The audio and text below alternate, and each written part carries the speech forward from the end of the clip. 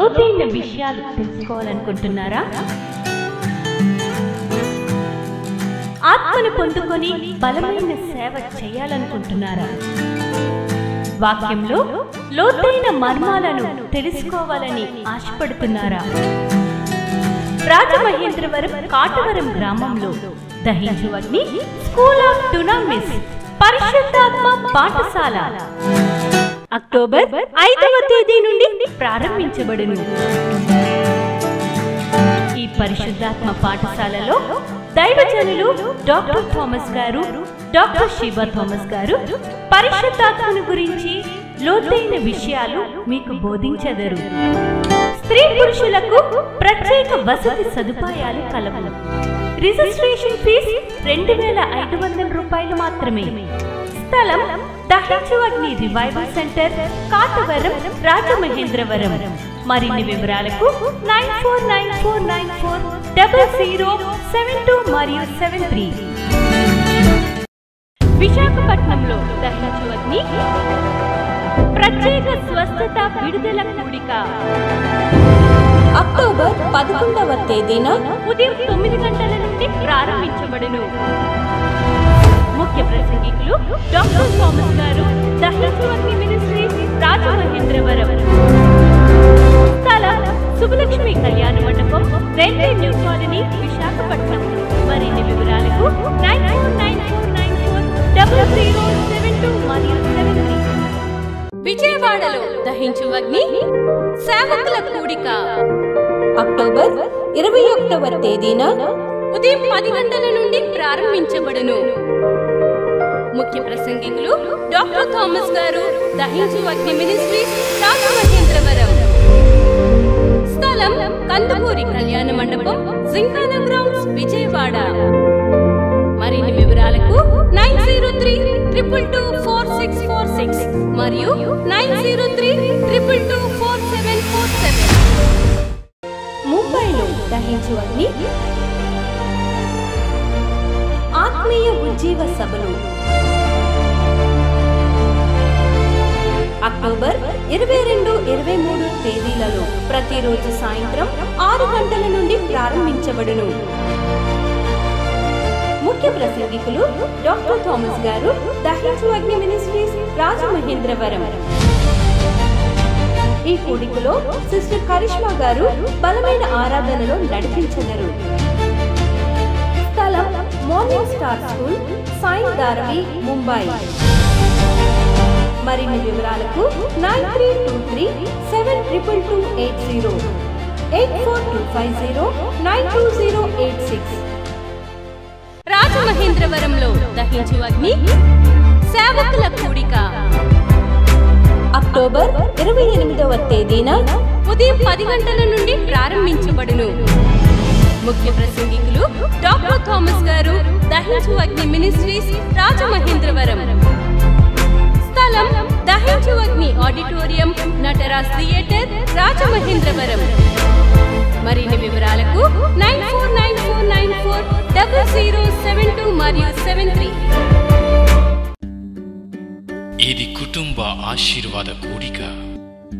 ఇక్కడ మేము మా కుటుంబాలను కట్టుకున్నాం. మరి మీరు? అయితే ప్రతి శుక్రవారం రాజమహేంద్రవరంలో జరిగే ఈ కుటుంబ ఆశీర్వాద కూడికలో పాల్గొనండి. ఈ కూడిక జరుగు స్థలం దహించు అగ్ని ఆడిటోరియం, నటరాజ్ థియేటర్, రాజమహేంద్రవరం. ముంబైలో దహించు అగ్ని ఆత్మీయ ఉజ్జీవ సభలు అక్టోబర్ 22, 23 తేదీలలో ప్రతిరోజు సాయంత్రం 6 గంటల నుండి ప్రారంభించబడును. ముఖ్య ప్రసంగికులు డాక్టర్ థామస్ గారు, దహించు అగ్ని మినిస్ట్రీస్, రాజమహేంద్రవరం. ఈ కూడికలో సిస్టర్ కరిష్మా గారు బలమైన ఆరాధనలో నడిపించెదరు. స్థలం morning star school, Sai Dharavi, Mumbai. మరిన్ని వివరాలకు 9323722280 8425092086.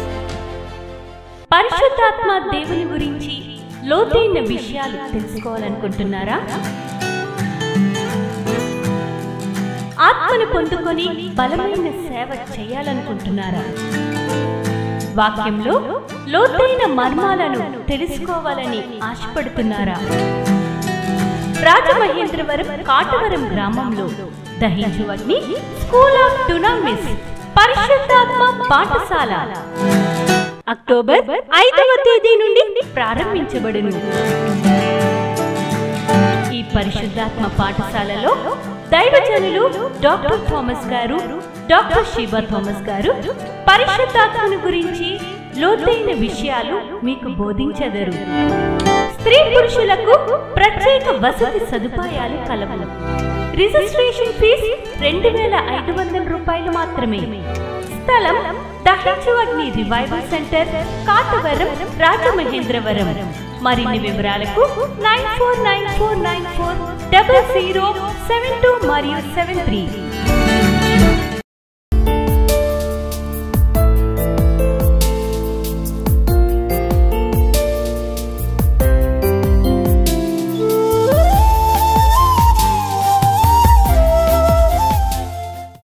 తరువాత చూడండి, రెండవదిగా మనము ఏం చేయాలో మార్కు సువార్త 16వ అధ్యాయం 20వ వచనాన్ని చూద్దాం. వారు బయలుదేరి వాక్యమంతటా ప్రకటించిరి. ప్రభువు వారికి సహకారుడై ఉండి వెనువెంట జరుగువచ్చుచున్న సూచక్రియల వలన వాక్యంను స్థిరపరచుచుండెను. ఆమేన్, హల్లెలూయా.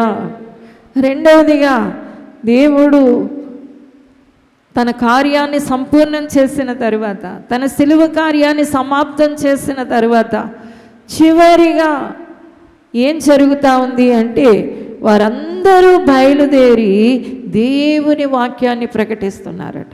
ఏం ప్రకటిస్తున్నారు చెప్పండి? దేవుని వాక్యాన్ని ప్రకటిస్తున్నారు. ఈ రోజున కూడా దేవుని వాక్యాన్ని నువ్వు ప్రకటించాలి, దేవుని మాటను నువ్వు ప్రకటించాలి. దేవుని క్రియలు జరుగుతూ ఉన్నప్పుడు అక్కడ ఒక సంఘటన జరిగింది. వెనువెంట సూచక్రియలు జరగడానికి ప్రభువు వారికి సహకారుడై ఉన్నాడు. దేవునికి స్తోత్రం. ప్రభువు వారికి సహకారుడై ఉన్నాడు. దేవుడే మనకి సహకారుడు.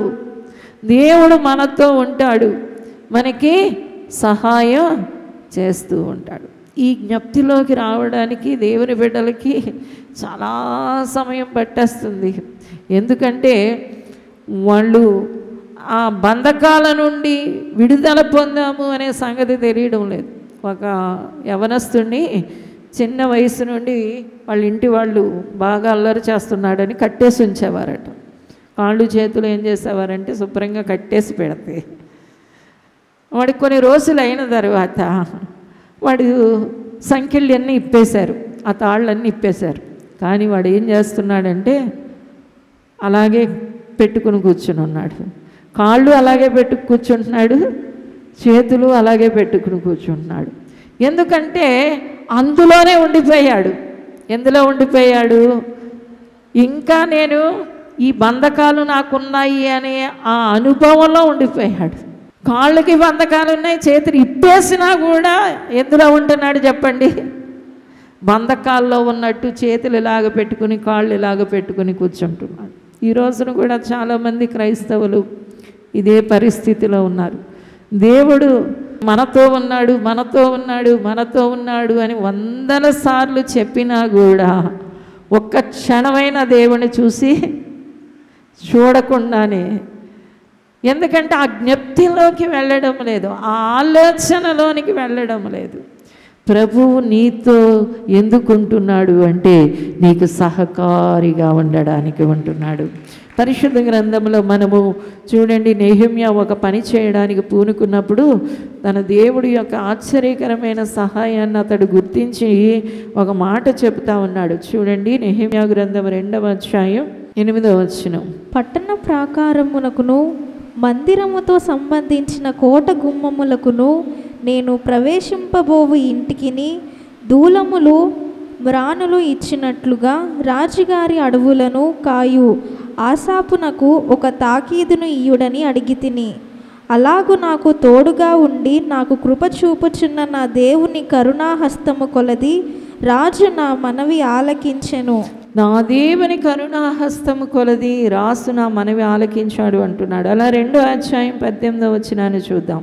ఇదియుగాక నాకు సహాయము చేయు దేవుని కరుణాహస్తమును గూర్చియు రాజు నాకు సెలవిచ్చిన మాటలన్నయూ నేను వారితో చెప్పి తిని, అందుకు వారు నాకు సహాయం చేసే దేవుని కరుణాహస్తం. నెహెమ్యా ఒక పనిని చేపట్టాడు. తాను పాడైపోయిన మందిరాన్ని తిరిగి కట్టాలి అనుకున్నాడు. అలా అనుకున్నప్పుడు దేవుడు సహాయాన్ని అడిగాడు. దేవా, నీవే నాకు సహాయం చేయాలని. ఆ సహాయం చేస్తున్నాడు దేవుడు అనడానికి అతడు అనుక్షణము కూడా తనకి దేవుడు ఎలా సహాయం చేస్తున్నాడు అనేది గమనిస్తూ వస్తున్నాడు. హల్లెలూయా. ఈ రోజున కూడా దేవుడు అంటున్నాడు, యుగ సమాప్తి వరకు నేను నీతో ఉంటాను, నీకు సహకారం అందిస్తాను అన్నప్పుడు నువ్వు చేయవలసింది ఏంటి అంటే, ఎక్కడెక్కడ ఆయన సహకారాన్ని పొందుతున్నాను, ప్రభువా నాకు సహకరించండి. నువ్వు చేసే ప్రతి పనిలో, నువ్వు చేసే ప్రతి ప్రయత్నంలో, నువ్వు బయటికి వెళుతున్నప్పుడు, లోపలికి వస్తున్నప్పుడు. అందుకని ద్వితీయోపదేశకాండ 28:3 వచనంలో ఎంత అద్భుతమైన మాట ఉంటుందంటే, నువ్వు బయటికి వెళ్ళేటప్పుడు దీవిస్తాను, లోపలికి వచ్చేటప్పుడు దీవిస్తాను. అంటే నువ్వు వెళ్ళేటప్పుడు దేవుడు ఎలా సహాయపడుతున్నాడు, వచ్చేటప్పుడు నీకు ఎలా సహాయపడుతున్నాడు, నీ ప్రతి పనిలో దేవుడు ఎలాగ సహకరిస్తూ ఉన్నాడు. హల్లెలూయా.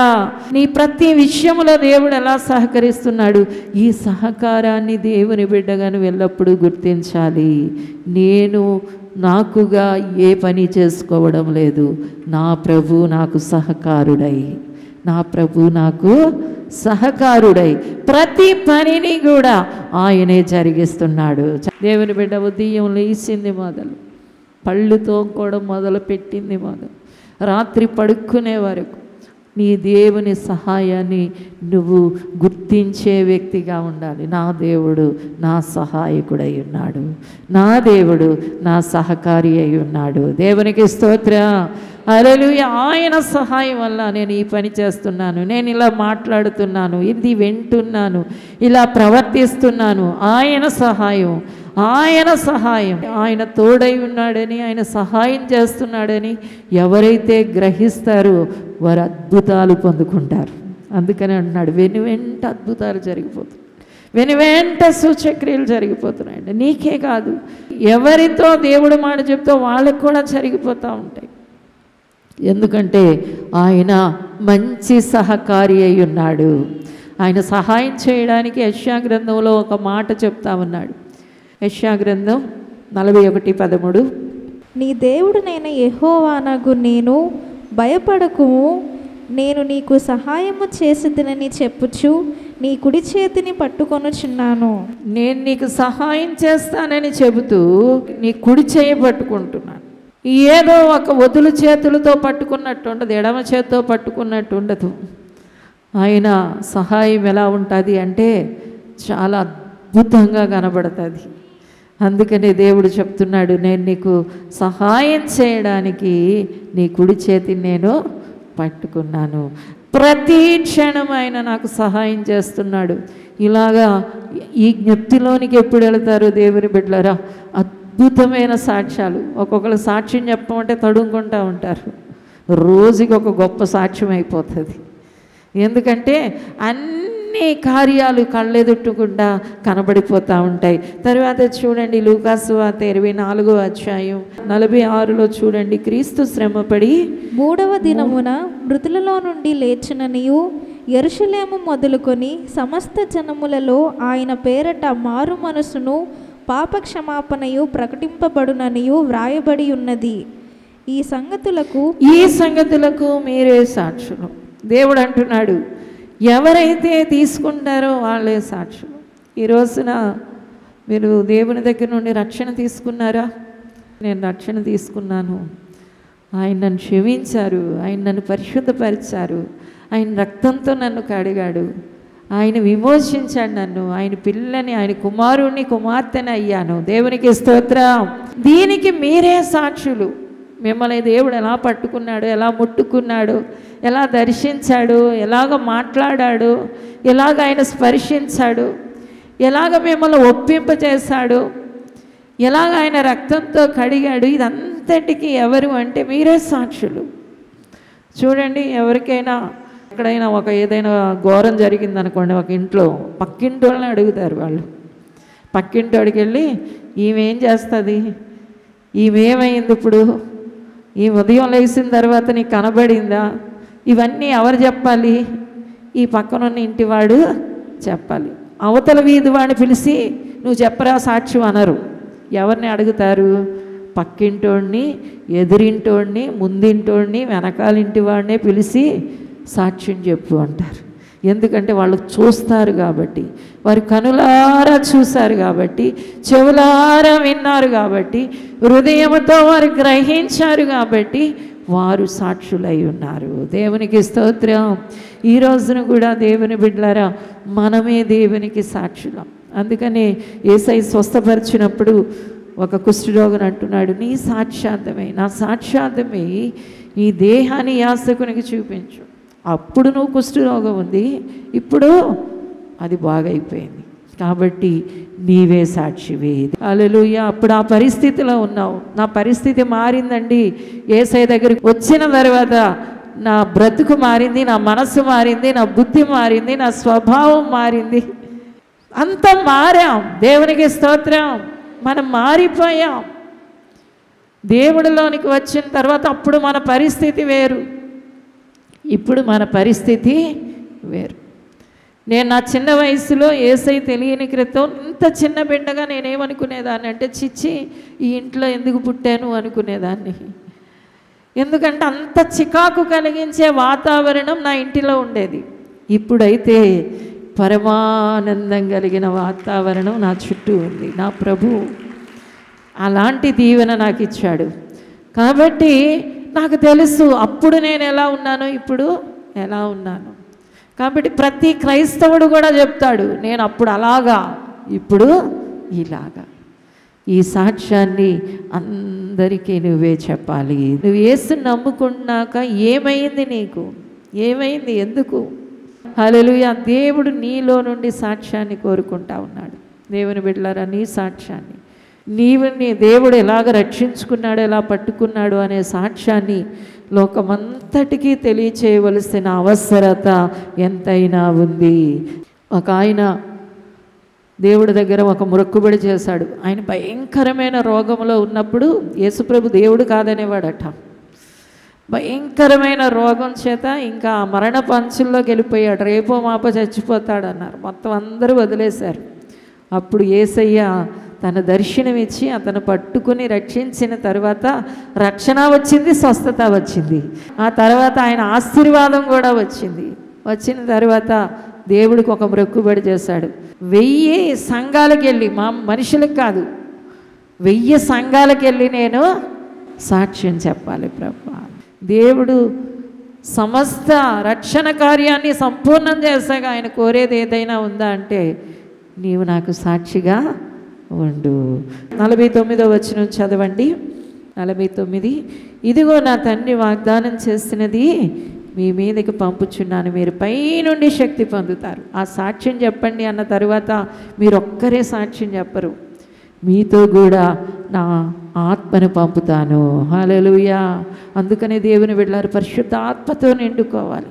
దేవుడు ఉచితంగా ఇచ్చే ఇవి, నాన్న పరిశుద్ధాత్మ ఇవ్వండి అని అందరి మీద ఆయన ఆత్మను కుమ్మరిస్తాడు. వారు అన్య భాషలు మాట్లాడతారు, దేవదూతల భాషలు, అనేక మనుష్య భాషలు, కొత్త భాషలు మాట్లాడతారు. అలా పరిశుద్ధాత్మ చేత నింపబడిన తరువాత వాళ్ళు ఏం చేస్తారు అంటే ఒక సాక్ష్యాన్ని అద్భుతంగా చెప్పగలుగుతారు. ఎందుకంటే వారికి వాక్శక్తి వస్తుందట. ఏమొస్తుంది? పరిశుద్ధాత్ముడు వాక్శక్తి ఇస్తాడు. అందుకనే నీకు చెప్పడం చేత కాకపోయినా నీలో ఉన్న పరిశుద్ధాత్ముడు నీలో నుండి తన సాక్ష్యాన్ని లోకానికి అందచేస్తాడు. తరువాత చూడండి, యోహాను సువార్త 16వ అధ్యాయం 22వ వచనాన్ని చూద్దాం. అటువలే మీరును ఇప్పుడు దుఃఖపడుచున్నారు గాని మిమ్మును మరలా చూచెదను, అప్పుడు మీ హృదయము సంతోషించును, మీ సంతోషమును ఎవడును మీ వద్ద నుండి తీసివేయడు. హల్లెలూయా. ఒక సంతోషకరమైన విషయాన్ని మీకు చెబుతున్నాను. ఇదిగో నేను మరలా వస్తాను. మనకి ఏదైనా ఒక కోరిక ఉన్నది అంటే అది యేసయ్య త్వరగా రావాలని. దేవుని బిడ్డలారా, యేసయ్య త్వరగా రావాలి, మనలందరినీ ఆయనతో పాటు ఉంచడానికి తీసుకుని వెళ్ళాలి. హల్లెలూయా. ఈ భారాలు, ఈ ప్రయాసలు, ఈ కష్టాల నుండి ముగింపుని కలిగి ఉండగలుగుతాం. ఈ లోకమంతా ప్రయాసలతో కూడింది, ఈ లోకమంతా భారాలతో కూడిందే, బరువులతో కూడిందే. కాబట్టి దీనికి ఏదైనా ఒక ముగింపు ఉంది అంటే అది యేసు మధ్యాకాశానికి రావడమే. ఆయన వచ్చాడా, మన సంతోషం పరిపూర్ణమైపోతుంది. హల్లెలూయా. కాబట్టి ఆయన రాకడ కొరకు ఎదురు చూడాలి, ఆయన రాకడ కొరకు ఎదురు చూడాలి. ఆశతో, ఆసక్తితో ఇంట్లోండి వెళ్ళిన తల్లిదండ్రులు పిల్లలు ఏం చేస్తారు, వాళ్ళు వచ్చే వరకు ఎంత ఆశతో ఉంటారంటే తలుపు వైపే చూస్తూ ఉంటారు. ఈ రోజున మనం మిక్కటంగా అమ్మ నాన్న కాదు, ఆ మిక్కటంగా ప్రేమించే యేసయ్య మధ్యాకాశంలోనికి రాబోతున్నాడు. ఆయన మనం ఎదుర్కొంటే ఇక అన్నీ పోతాయి, అన్నిటికీ ఒక ముగింపు వచ్చేస్తుంది. ఇక సంతోషమే సంతోషం. కట్టెలో ఊపిరి ఉన్నంతకాలం నేను నిన్ను సేవిస్తానయ్యా, నాకెల్లప్పుడూ నువ్వు సహకారంగా ఉన్నాను, నీ సహాయం చేత ఈ లోకంలో నడుచుకుంటానయ్యా, పరిశుద్ధాత్మ శక్తితో నిండుకొని నీ గురించి సాక్ష్యం ఇస్తానయ్యా, నీవు రాబోతున్న ఆ రాకడ కొరకు నేను ఎదురు చూస్తానయ్యా. నేను నా సొత్తు కాదు, నా ఇష్టం ఈ బ్రతుకులో నెరవేరడానికి ఏమీ లేదు, నువ్వు కొనేసుకున్నావు. నేను నీ సొత్తయ్యా, నేను నీ సొత్తయ్యా, నువ్వు ఏం చెబుతున్నావో అలా నడుచుకుంటానయ్యా.